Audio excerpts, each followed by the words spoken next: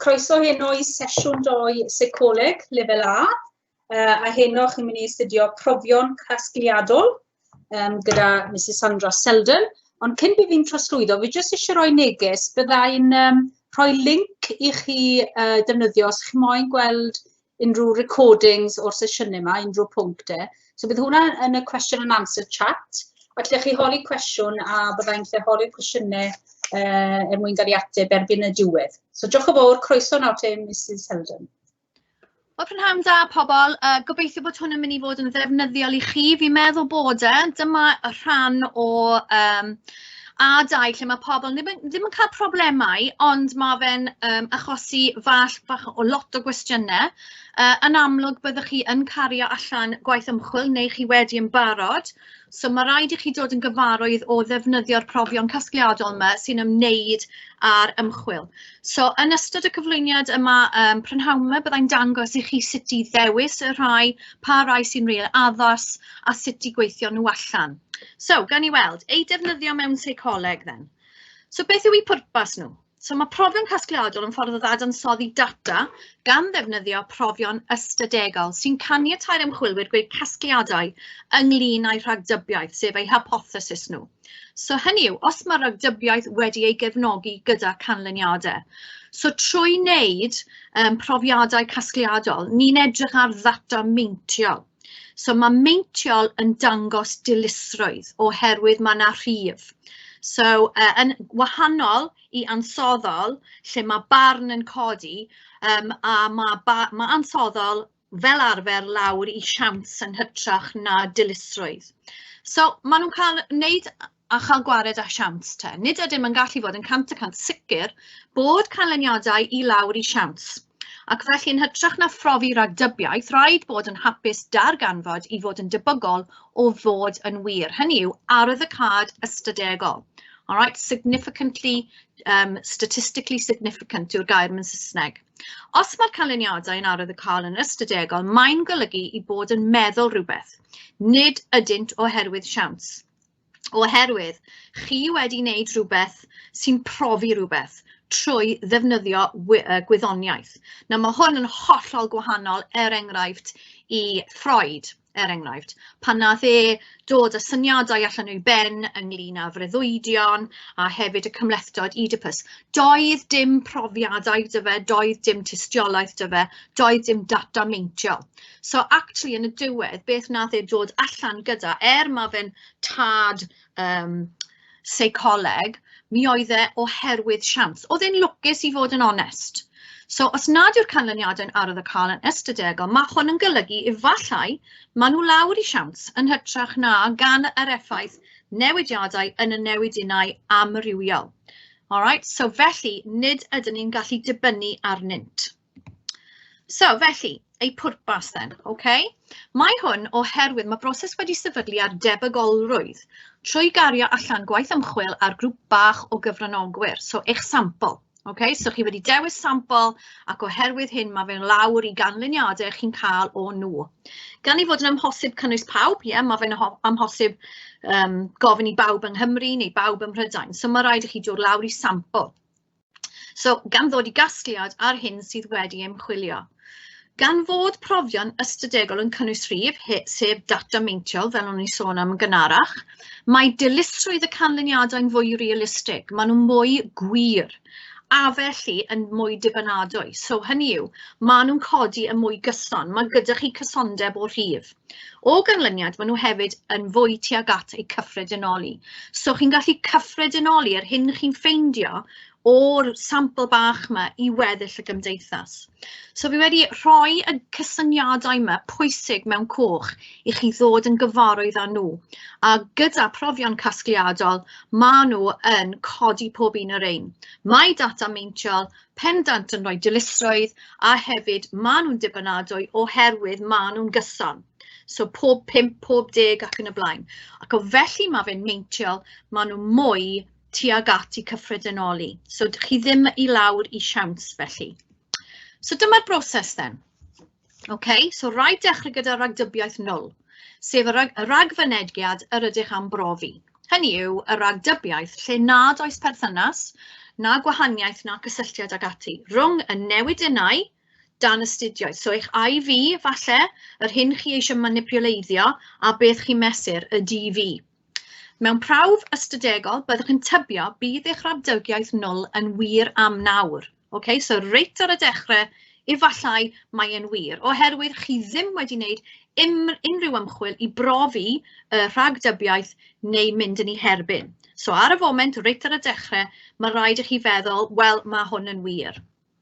Wedyn, byddwch yn dewis fel y lefel arwyddocaol. Hynny yw, lefel o dystiolaeth yr ydych yn chwilio am gyn dadansoddi'ch canlyniadau. Y lleiaf yw eich lefel arwyddocaol, y mwyaf cryf yw y dystiolaeth. Hynny yw, nid yw eich canlyniadau oherwydd siawns. Okay, so y lefel arwyddocaol yma. So, lefel arwyddocaol yw tebygolrwydd, ac felly mae rhif rhwng 0 a 1. Mae tebygolrwydd sy'n agos at 1 yn golygu fod pethau mwy tebygol, gyda rai sy'n agos i 0 yn golygu bod yn anhebygol. So dim ond ffin bach iawn sydd. Ond pan dyn ni'n edrych ar y profiadau casgliadol yma, nes ymlaen, byddwn ni'n gwybod bod yn 0.0 rhywbeth. So felly mae'n neu 0.8 neu 0.7. So maen nhw mwy tuag at 8, tuag at 1, a felly maen nhw mwy tebygol o fod yn debygol. Mae lefelau arwyddocaol yn fach iawn pob tro fel arfer. Okay? Dyn ni ddim yn cael unrhyw beth mwy na 1 neu 0. So beth sy'n digwydd nesaf? Bydd ymchwiliwr yn troi'r canlyniadau arbrawf i mewn i ystadeg prawf. So eto, dyn ni nôl i ddata meintiol. Bydd ef neu hi wedyn yn darganfod beth fydd tebygolrwydd y prawf ystadegol ac felly'r canlyniad. Hynny yw, os mae'r canlyniadau i lawn i siawns neu beidio. A dyma beth dyn ni'n eisiau ymchwilio a ffeindio allan fel canlyniad. So ni'n edrych ar, ydy e'n mwy na neu llai na.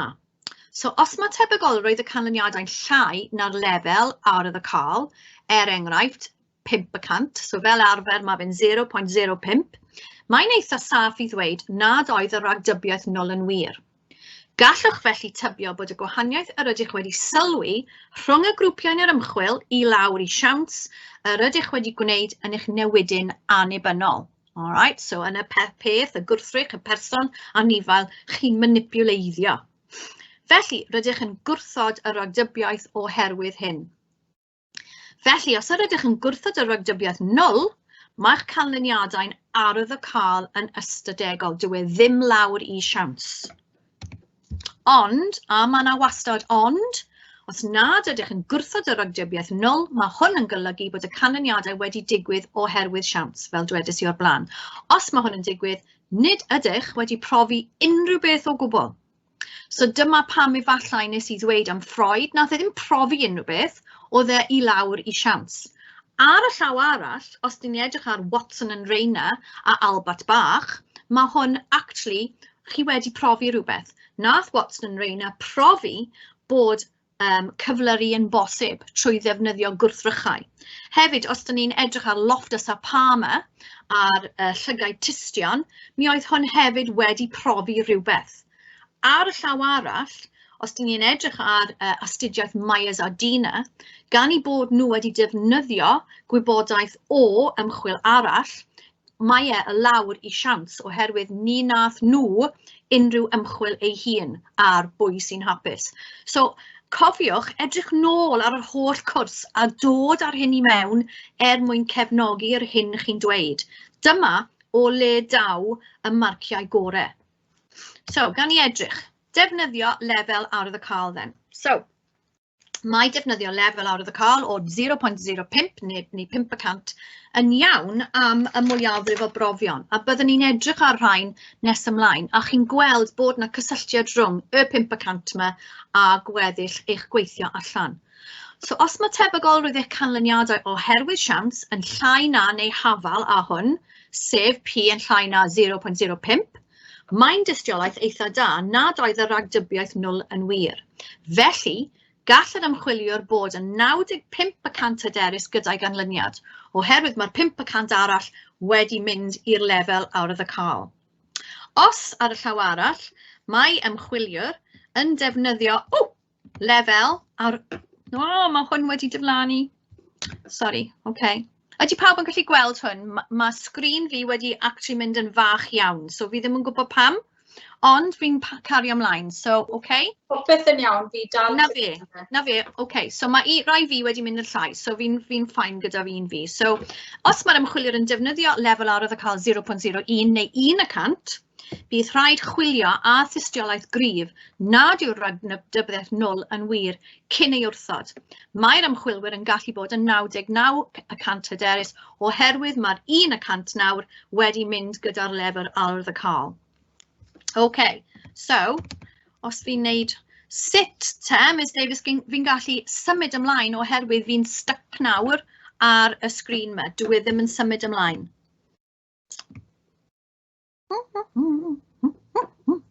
Sorry, pobl. Mae'n iawn. Mae gyda ni hitch man hyn, tyma bach. Ie, gallwch chi falle just a'i ddechrau'r PowerPoint, os ymlaen? Wel, dwi ddim yn dechrau o gwbl, dwi ddim yn symud. Hang on. Beth os fi yn stopio? O, na. Os ei di nôl i... O, na. Hang on, fi methu stopio. OK. Oh, right. Ti di nôl i'r desktop na, ti ffili mynd nôl o web ti? Na, am ryw reswm dwi ddim yn symud ymlaen. Dwi'n flin iawn am hwn, pobl, unrhyw un sy'n gwrando i mewn. Sut gallai cywiro hwn fel bod e ddim ar ddau sgrin? Ydy unrhyw un yn gwybod? A hefyd, fi methu symud ymlaen, chwaith, bod fi'n clicio ar y rhain. Y doi sgrin, so beth sy'n ar y doi sgrin? Yr un peth, defnyddio lefel arwydd cael ar y ddau sgrin. OK. Fi methu symud nhw am ryw reswm. Sori, pobl. Clica'r doi sgrin i weld. Os rhywbeth ar y miliwn ti'n lle clico? Na, sdim o gwbl. Os fi dal yn gweld y PowerPoint yn iawn, ti'n y tudalen, defnyddio lefel ar y cawl, ti'n bod? Right, ond fi methu symud ymlaen i'r sgrin nesa, i'r sleid nesa. Sdim ots dy fi bod doi sgrin bach dy fi, ond fi jyst yn methu symud ymlaen am ryw reswm. Okay. So, ydy laptops ydyn... Ie, mae laptop dy fi. Os rhywbeth... Os wyt ti yn mynd ar cursor ar y miliwn, sy'n byd yn dod lan fyna? Na, sdim byd. Does dim cyfarwyddiadau i fi symud ymlaen yma o gwbl. Mae fe jyst yn dweud naill ai leave no end. A weithiau, os fi'n edrych ar end a fi'n gorffen hwn, dwi ddim yn mynd nôl i fi chwaith. Right. Hang on. No. So mae hwn yn mynd i bod yn niwsant llwyr. Ti'n clico ar y ddwy tudalen yn... ar wahân, o ti? Ie, fi yn. Ond sdim byd yn digwydd. Dim byd yn digwydd? Na. Dim byd yn digwydd? Os right click? Na. Na, hyd yn oed right click. Desktop right click. Na, dwi ddim. Mae fe just wedi rhewi, i fod yn onest. Am ryw reswm. Oedi'r PowerPoint ych chi bapur? Ydy, mae ar bap. Ydych chi'n gallu symud y screens ymlaen? Na, fi ffili, na. Oh, dash. OK. Mae PowerPoint fi. Fi'n gallu darllen rein allan, ond bydd yn diflas tu hwnt os fi'n darllen e allan, na fydd? Beth os fi'n... Na i trio gael help technegol nawr, right? OK, sori pobl. Sori am hwn. Ond, ydych chi cario ymlaen da'r wers? Os chi'n gallu... Ie, fi'n gallu, oherwydd mae dy fi sgrin arall o flaen fi man hyn, gyda'r holl pwynt pwer. So fi'n gallu darllen e allan, ond does dim gwybodaeth o flaen y myfyrwyr. Maen nhw'n gallu gwrando. Ie, na ti. Ie, byddai'n parhau gyda hwn then. OK, so ble ydyn ni? So unrhyw un sy'n gwrando, dwi'n flin iawn am hwn. Right, so defnyddio lefel ar y cael. O leia, byddwch chi yn cael hwn, hyd yn oed os fi jyst yn darllen e, byddwch chi yn cael hwn. So paid becso pobl, byddwch chi yn cael y gwybodaeth oherwydd mae hwn wedi cael ei llwytho ar y system. So os ydych chi jyst eisiau gwrando, un llais fi, dwi'n flin iawn am hwn. So ni wedi edrych ar y lefel arwydd cael, nawr ni'n symud ymlaen a pa fath o brofion casgliadol gallwch chi defnyddio. Alright, ni'n gwybod te, wrth ystyried profion casgliadol, mae yna dewis o 5, okay? gan ddibynnu ar hyn sy'n cael ei ymchwilio. So mae rhain yn cynnwys prawf cais gwar, prawf arwyddion, profion arwyddion graddedig parau cyffredin Wilcoxon, prawf Man Whitney a chyfeirnod cyd-berthyniad rhestral Spearman. So mae'r 5 yma ar gael.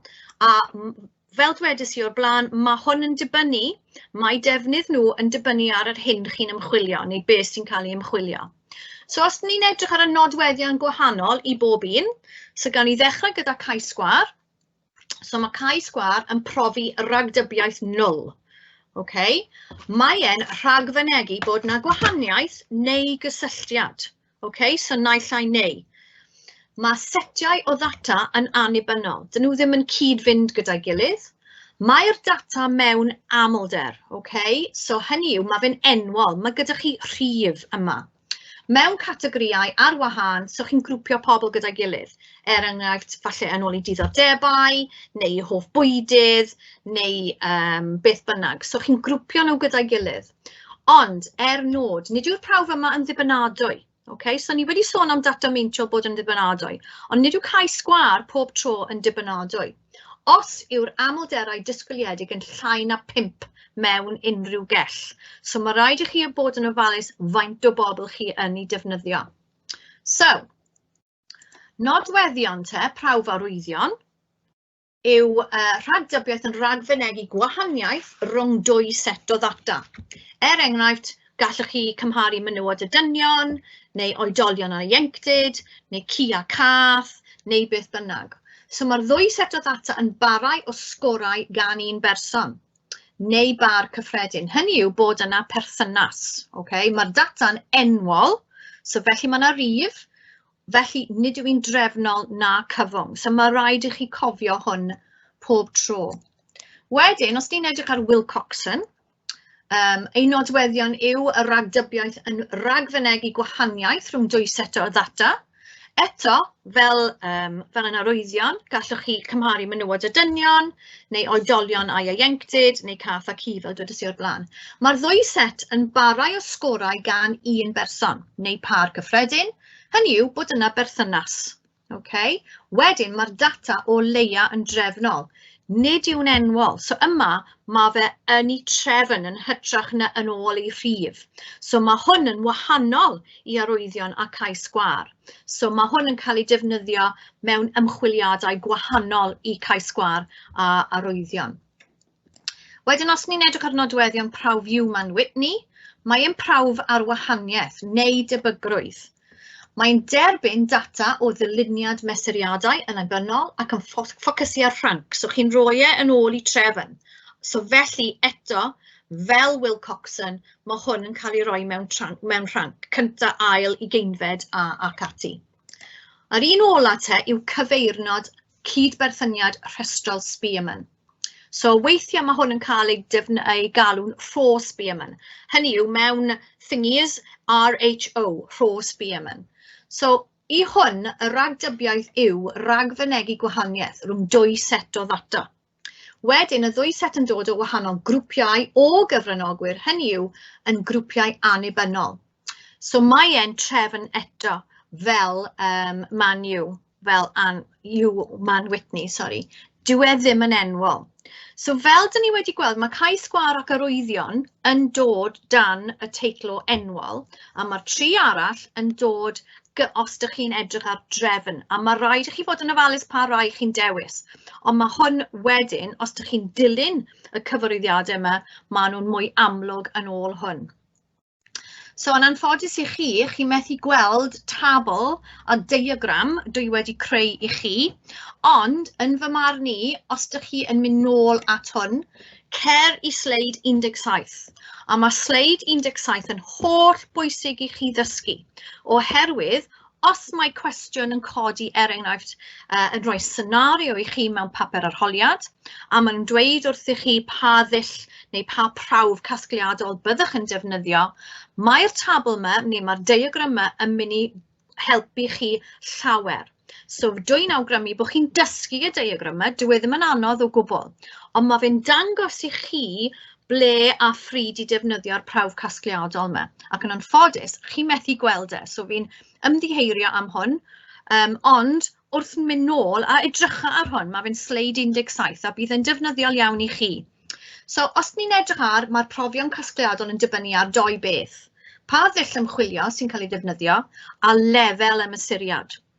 So, beth mae angen i chi gofyn i chi yw, chi'n dechrau gyda data enwol. So, os mae e'n data enwol, chi'n mynd ar draws gyda ie, a wedyn chi'n gofyn i chi'n ydy e yn data amlder.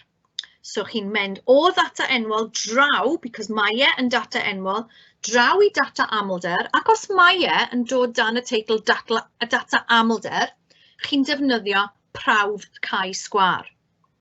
So, os ydych chi yn nawr yn ystyried rhywbeth arall, cer nôl i data enwol. Os mae fe dal yn data enwol, ond dyw e ddim yn data amlder, byddwch chi yn defnyddio prawf arwyddion. So eto, nôl i enwol. Os nag yw'n data enwol, chi'n mynd lawr wedyn a gofyn i chi'n a oes na cydberthyniad.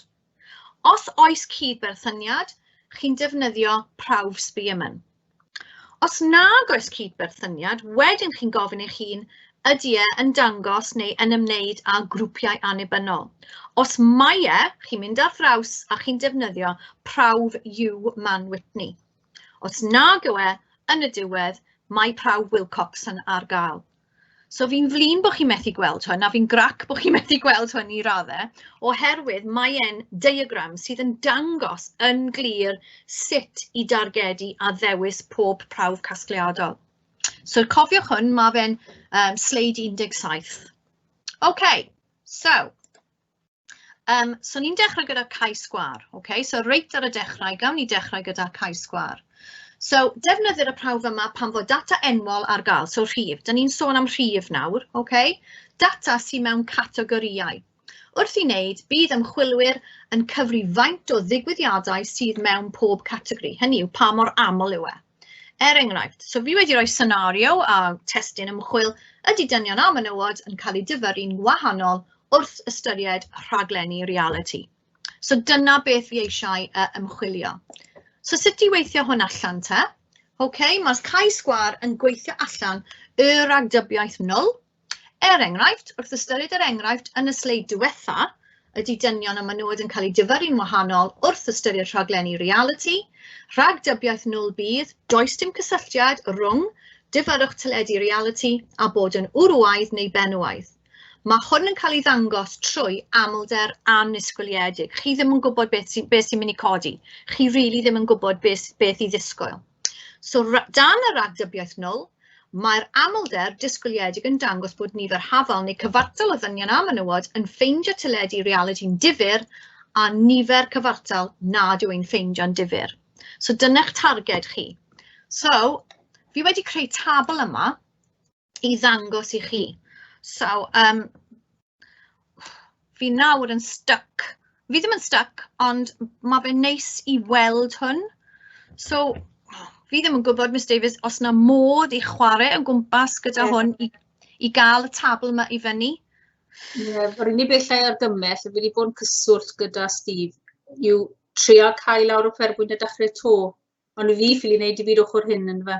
Right, OK, os fi'n cael lawr a fi'n llithro trwy. Right, so ydw i'n...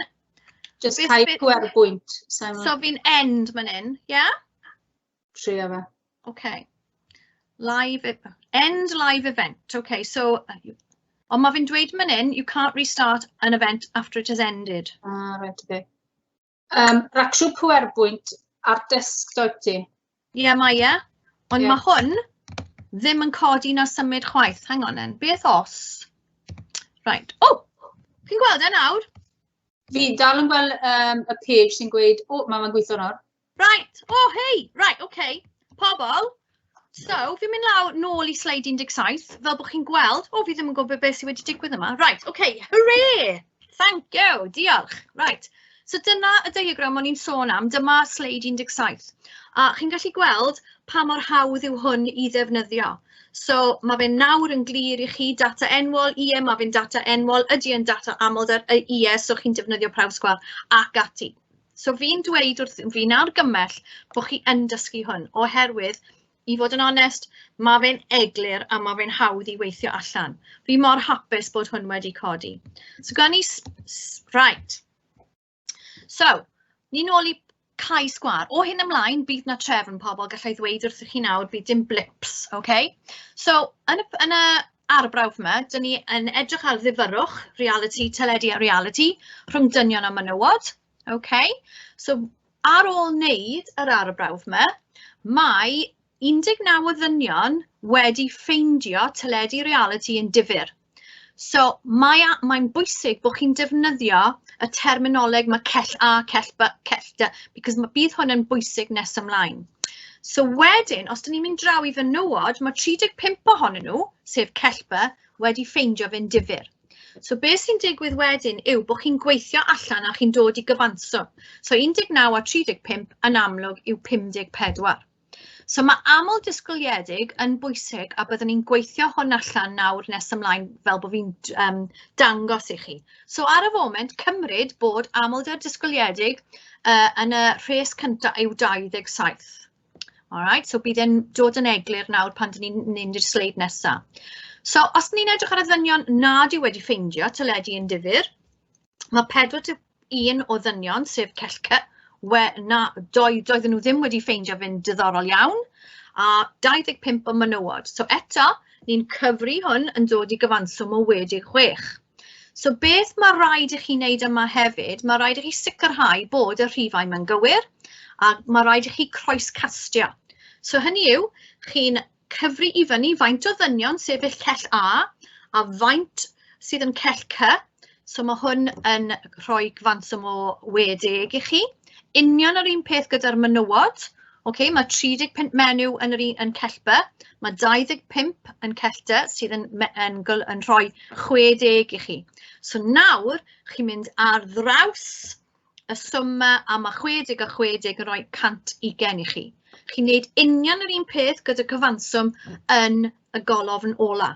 So mae hwn yn dangos bod eich sgorau chi yn gywir. So os nag yw y ddau sgôr yn gywir, mae rhywbeth o'i le rhywle. So mae rhaid i chi ail ystyried y niferoedd sydd gyda chi. So sut i weithio allan amlder disgwyliedig te? Okay? So beth chi'n neud yw bod chi'n edrych ar cyfanswm y rhes. So mae gyda ni 2 rhes. Wedyn lluosi gyda cyfanswm y colofn, mae gyda ni 2 golofn, a wedyn chi yn rhannu gyda'r cyfanswm overall. So gawn ni edrych ar y tabl a bydd hwn yn gwneud synwyr i chi. So gyfanswm y rhes cyntaf yw 54, okay? So chi'n lluosi hwn gyda 60, sef cyfanswm y rhes cyntaf, wedyn rhannu gyda'r cyfanswm overall, sef 120, yn rhoi 27 i chi. A dyma o le dath yr amlder disgwyliedig. So os ydych chi yn edrych ar cell B, chi'n neud union yr un peth. Cell B, rhes cyntaf. Alright, mae 54 yw y cyfanswm. Chi'n lluosi gyda 60, sef cyfanswm yr ail rhes, rhannu gyda 120 sydd yn rhoi amlder o 27. A dyna'r lle cefais i amlder disgwyliedig o 27. Wedyn yn cell C, mae gyda ni niferoedd gwahanol. So yn cell C, mae gyda ni cyfanswm o 16, sef cyfanswm yn y trydydd rhes. Wedi lluosi gyda cyfanswm colofn cyntaf, sef 60, rhannu gyda 120 sydd yn rhoi 33 i ni. A felly dyma eich amlder annisgwyliedig i'r ail rhes. So dyma lle chi'n gweithio allan hwn. Nawr te, i weithio allan eich cais sgwar, chi'n edrych ar y trydydd colofn nawr. So yn y trydydd colofn, mae gyda ni 19, sef cyfanswm y dynion yn cell A. Dyn ni'n tynnu i ffwrdd yr amlder disgwyliedig yn y bocs na. So chi'n dweud 19 tynnu ffwrdd 27 mae fe fod -8. Ond wrth wneud profiadau casgliadol, chi'n anwybyddu y minus. So yn y colofn nesaf, chi'n sgwario y minus sydd yn rhoi 64 i chi. Wedyn, yn y colofn ola, chi'n dweud 64 wedi rannu gyda'ch amlder disgwyliedig chi, sef cyfanswm yn y colofn 2, yn rhoi i chi cyfanswm o 2.37. A dyma cell A. Dyma ei cyfanswm yn cell A. Chi'n neud union yr un peth gyda cell B. So yn amlwg, cell B, mae gyda ni 35 o fenyw. Tynnu ffwrdd eich amlder disgwyliedig, sef 27, eto yn rhoi 8 i ni. Ni'n mynd i sgwario yr 8 sy'n rhoi 64. Union yr un peth, chi'n dweud 64 wedi rhannu gyda'r amlder disgwyliedig sydd yn rhoi 2.37 i ni. Wedyn cell C, a dyma pam mae fe'n holl bwysig bod chi'n labelu y celloedd yma. So mae gyda ni 41 o ddynion, tynnu ffwrdd nawr, mae gyda ni amlder gwahanol, 33. So chi'n dweud 41, tynnu ffwrdd 33 yn rhoi 8 i ni, eto sgwario'r 8, nid union yr un peth. Ond, yn y colofn yma, yr amlder yw 33. So chi'n dweud 64 rhannu gyda 33 yn rhoi i ni 1.94. Wedyn cellta union yr un peth. So mae gen i 25 o fenywod, tynnu ffwrdd 33, mae fe fod rhoi minus, anwybyddu y minus, eto mae fe'n 8, sgwario'r 8, wedyn chi'n dweud 64 wedi rhannu gyda 33 yn rhoi 1.94 i ni. So gobeithio mae hwn yn glir, mae fe'n gweladwy. Okay, so beth chi'n neud nesaf i weithio allan hwn? Bod chi'n dod â colofn ola i gyfanswm. So chi'n adio 2.37, 2.37, 1.94, sydd yn rhoi cyfanswm o 8.62 i chi. Hynny yw, gwerth a arsylwyd, yr x sgwar equals 8.62. Gallwch nawr defnyddio tabl gwerth credigol i weld os mae arwyddocâd. So, i bob tasg fel hyn, maen nhw yn rhoi y gwerth credigol i chi. Mae fe mewn tabl, byddwn ni'n gweld hwn nawr mewn munud. Okay, so, ym mhrawf chi-sgwar, mae graddau o ryddid, the degrees of freedom. Okay, so mae hwn yn golygu darnau o wybodaeth gyda chi. So, mae gyda ni nifer o resi, minus 1, lluosi gyda nifer o colofnau, minus 1. Yn yr enghraifft yma, mae degrees of freedom chi yw 2, sef y nifer o resi, tynnu ffwrdd 1. Lluosi gyda 2, sef nifer o colofnau, tynnu ffwrdd 1 yn rhoi 1 i ni. A wedyn, yn eich tabl, y gwerthu credigol, chi'n edrych ar degrees of freedom, oherwydd mae fe wedi dod i 1, mae hwn yn prawf 2 gynffon, oherwydd gallai mynd naill ai ffordd. So, yr ateb yn ôl 5% yw 3.84. Alright, so cyfrifwch y graddau o ryddid, dyn ni wedi wneud hwn. Chwiliwch am y gwerth yn y tabl o'r gwerthau credigol, dyn ni wedi wneud. Yn achos prawf 2 gynffon, mae'r DF yn 1, degrees of freedom, eich gwerth credigol yn llai na 3.84. A dyma sut chi'n dangos hwn. Okay, eich gwerth credigol yw eich sgwar, x sgwar, a chi'n dangos trwy rhoi P yn llai na 3.84. So, am y canlyniad chi-sgwar i fod yn arwyddocâd, mae rhaid i x sgwar fod yn fwy na neu cyfartal i'r werth credigol. Yn yr enghraifft yma, mae'r canlyniadau'n arwyddocâd oherwydd mae'r gwerth credigol, P, yw 5%, yn 3.84, dyn ni wedi gweithio allan hwn, sy'n llai na 8.62, sef cyfanswm eich tabl cyntaf.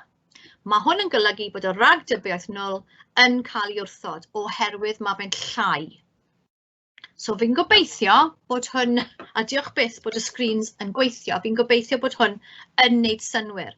Fel dwedais i reit ar y dechrau, mae rhaid i chi ymarfer wneud hwn. Mae fe'n dod, mae fe'n llifo wrth i chi ymarfer. Mae fe'n edrych yn gymleth, ond credwch i fi, unwaith chi'n neud e sawl gwaith, mae fe'n dod yn naturiol. Mae rhaid i chi jyst cofio y fformula a'r camau a'r trefn. A dyma chi-sgwar i chi. Okay? So gawn ni edrych ar y math o gwestiynau gall codi.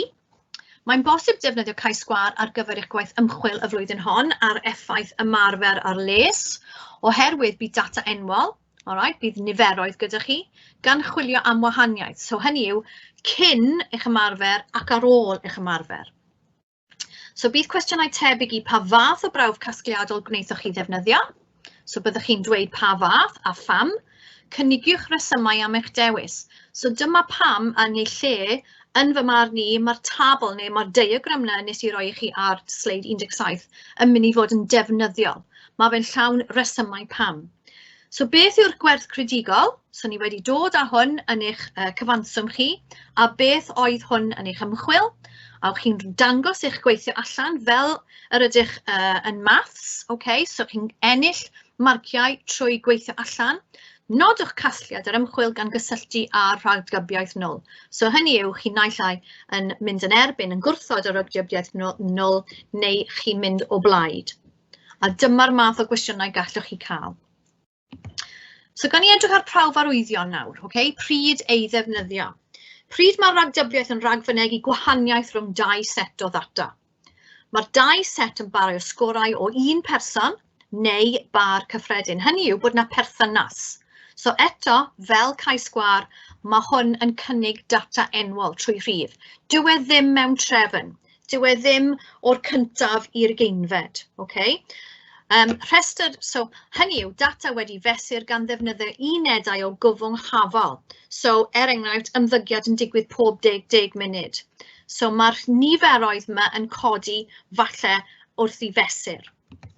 So pwrpas hwn yw, mae'n cymharu sgorau data. So dyn ni'n edrych ar gymhariaeth fan hyn, wedi ei ailadrodd, neu ddyluniad parau cyffredin gan droi newid yn y sgorau I mewn I ddata enwol. So enghraifft ymchwil lle mae pobl yn neud e pob 10 munud, neu pob dydd, neu pob blwyddyn ac yn y blaen. So chi'n cymharu wrth I ailadrodd. Bydd hwn hefyd yn brawf da I ddefnyddio am eich ymchwil oherwydd mae'n cyfri gwerth ar sylwyd, a byddai'n edrych ar hwn nes ymlaen. So fi wedi rhoi enghraifft I chi fan hyn, a dyma enghraifft ymchwil falle, bod sgorau cyfranogwyr ar iselder cyn dderbyn triniaeth cyffuriau yn mynd I fod yn wahanol yn arwyddocaol yw sgorau ar ôl y triniaeth. So mae'n amlwg, chi'n edrych ar cyn ac ar ôl. So yma fi wedi defnyddio 8 cyfranogwyr. So fi wedi rhoi sgôr nhw cyn ac ar ôl, a mae hwn yn dangos yn glir.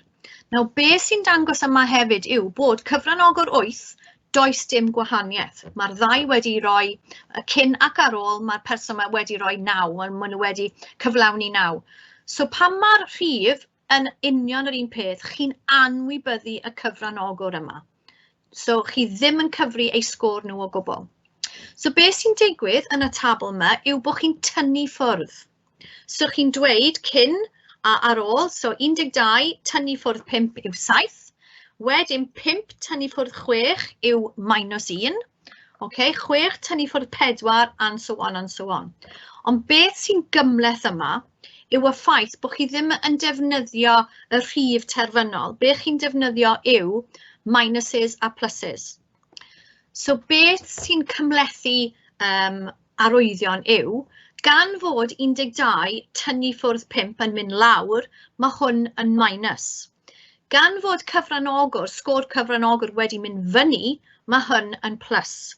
Mae cyfranogwr 3 wedi mynd lawr, mae cyfranogwr 4 eto wedi mynd lawr, cyfranogwr 5 eto wedi mynd lawr, cyfranogwr 6 eto wedi mynd lawr, ond mae cyfranogwr 7 wedi mynd I fyny.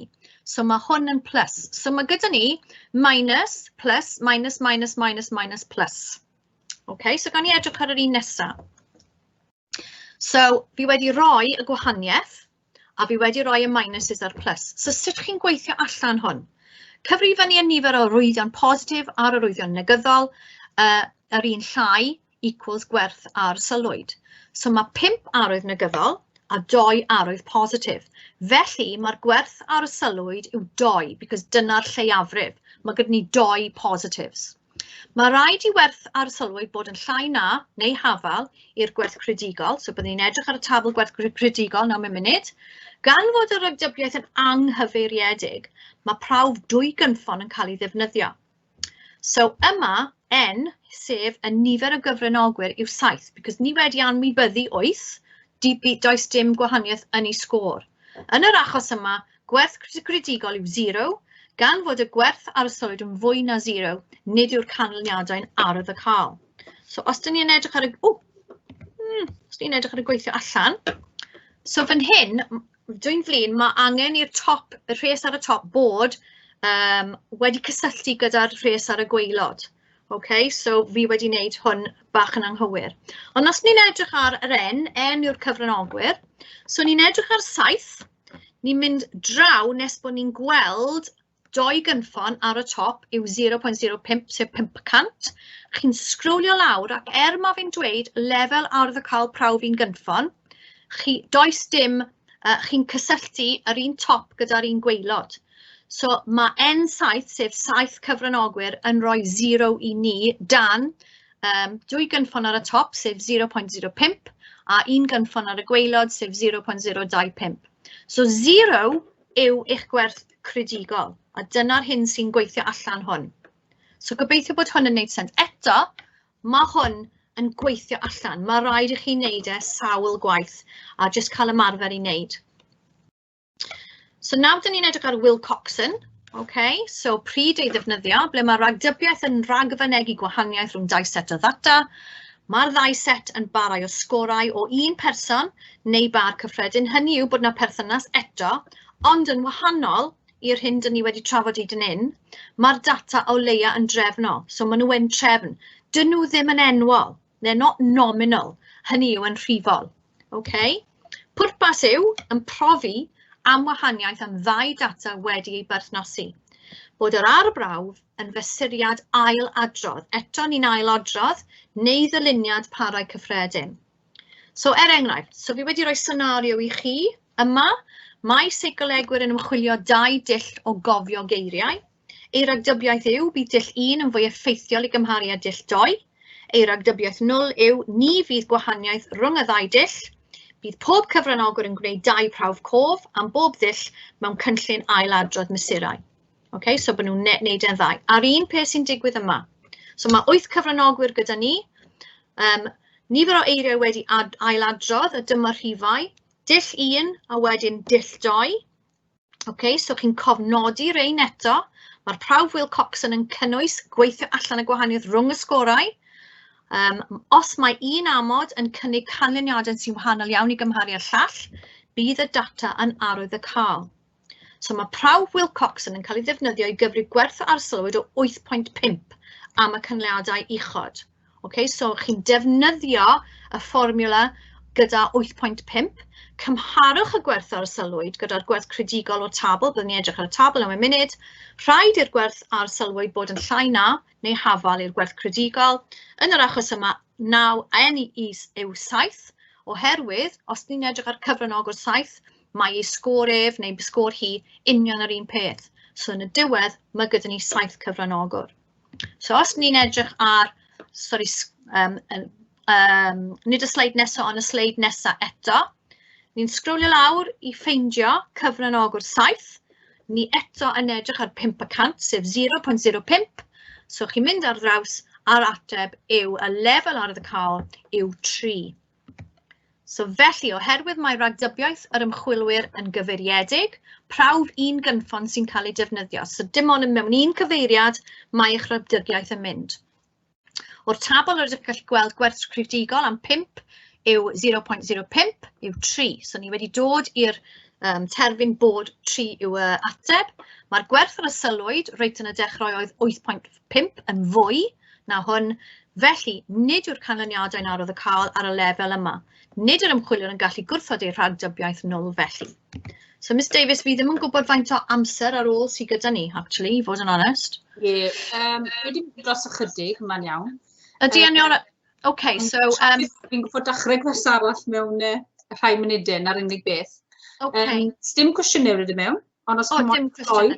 So, beth byddai'n neud, mae'r 2 nesaf yn rili hawdd. So, maen nhw'n gallu edrych ar y pwynt pwer os maen nhw'n edrych, os maen nhw eisiau. Beth fi eisiau chi wneud, a phawb arall wneud, yw edrych ar yr hyn fi wedi trial dangos iddyn nhw yn y diwedd, pa fath o gwestiynau gall codi ar hwn. OK, so os da ni yn mynd ar 2017-14, nath senario oedd yn cynnwys prawf casgliadol Spearman. So dyma'r math o gwestiynau gall codi ar hwn. Cafodd prawf gyfer, esboniwch pam yr oedd hi'n addas. So eto, cer nôl i'r diagram ar sleid 17 i ddefnyddio hwn. Chi'n gallu gweld pam mi oedd Spearman oedd yr mwyaf addas. Wedyn, maen nhw wedi dod i'r canlyniad a mae rhaid i chi ddweud beth mae hwn yn golygu. So eto chi'n gweithio hwn allan a wedyn maen nhw'n rhoi y gwerth ar y sylwyd yn credigol ar lefel beth mae hwn yn dweud wrth ddim ar y ragdybiaeth. So felly beth chi'n dweud yw chi wedi derbyn e neu mynd yn erbyn. A wedyn 2018, chi sy'n y flwyddyn hon nath nhw wneud ei ymchwil, so mi oedd ei prawf casgliadol yn dibynnu ar yr ymchwil gwnaethon nhw. So mae hwn yn actually cwestiwn da i ennill 10 marc. Mae fe'n edrych yn llawer, ond os ydych chi'n cadw i'r pwyntiau bwled fi wedi awgrymu fan hyn, mae e'n eitha hawdd, nid hawdd ond mewn cryfachau, i ennill 10 marc. So, beth sy'n digwydd yw bod chi'n nodi eich prawf casgliadol gan gynnig rhesymau pam. So eto, defnyddio'r diagram fi wedi rhoi i chi. Dangos eich canlyniadau. So eto, gweithio allan, dangos sut chi wedi dod i'r cyfanswm, sut chi wedi dod i'ch gwerth credigol ac yn y blaen. Dangos sut gallwch chi ei cyfiawnhau. So gallwch chi defnyddio tablau neu beth bynnag. So dod â'r rhifau i mewn yma, mae fe'n holl bwysig. Dangos eich canlyniad, a wedyn a oedd yn arwyddocaol neu beidio a dangos rhesym am eich ateb. So os ydych chi'n meddwl, mae 10 marc yma oherwydd y 5 pwynt yma gyda'ch tystiolaeth a'ch eglurhad. So paid ofni gweld cwestiwn 10 marc oherwydd os ydych chi'n cadw i hwn, mae e'n dod yn awtomatig wedyn. So, dwi'n awgrymu efallai bod cais gwar yn berthnasol i'n ymchwil y flwyddyn hon. Y reswm am hwn yw bod chi'n ydych chi'n chwilio am gwahaniaeth, so cyn ac ar ôl yr ymarfer. Bydd y data yn enwol, so byddwch chi'n dewis a oeddech chi'n teimlo'n well ar ôl neu beidio, so bydd yna i-na, felly bydd cais gwar yn addas. A wedyn, gallwch chi hefyd defnyddio prawf Uwch Whitney am y flwyddyn hon. Os ydych wedi defnyddio grŵp reolaidd, nad yw'n ymarfer, ond i gwblhau'r holiadur, dros gyfnod o bythefnos wedyn ymchwilio os mae gwahaniaeth arwyddocaol rhwng eich grŵp cyntaf, holiadur lles a ymarfer, a'ch grŵp 2, ond wedi wneud y holiadur ond ddim ymarfer. Bydd hwn yn rhoi data trefnol i chi, a felly gallwch defnyddio prawf Uwch Whitney fel dyluniad grwpiau annibynnol. So fi jyst yn crynhoi yma, a dwi'n flin bod roed ni rithro trwy hwn, a fi'n flin am y problemau cawson ni, ond o leia mae'r copies yma ar gael ar y system. So, pryd i ddefnyddio pa brawf? Efallai cyn dewis eich prawf angen gofyn y canlynol. Ydy'r ragdybiaeth yn ragfynegu gwahaniaeth neu gysylltiad? A mae rhaid i chi bod yn glir wrth sôn am ragdybiaeth cyfeiriedig ac anghyfeiriedig. Mae hwn yn holl bwysig. Ydy'r setio y ddata'n annibynnol? Neu a oes berthynas? Ydy'r data enwol, trefnol neu gyfwng, a eto mae rhaid i chi dod yn gyfarwydd a gwybod beth yw ystyr y 3 term yma? A oes 2 set o ddata yn barau o sgorau gan un berson neu bar cyffredin? So wrth ateb yr uchod, bydd eich prawf casgliadol yn hawsach i ddeall. So pob lwc i chi gyd.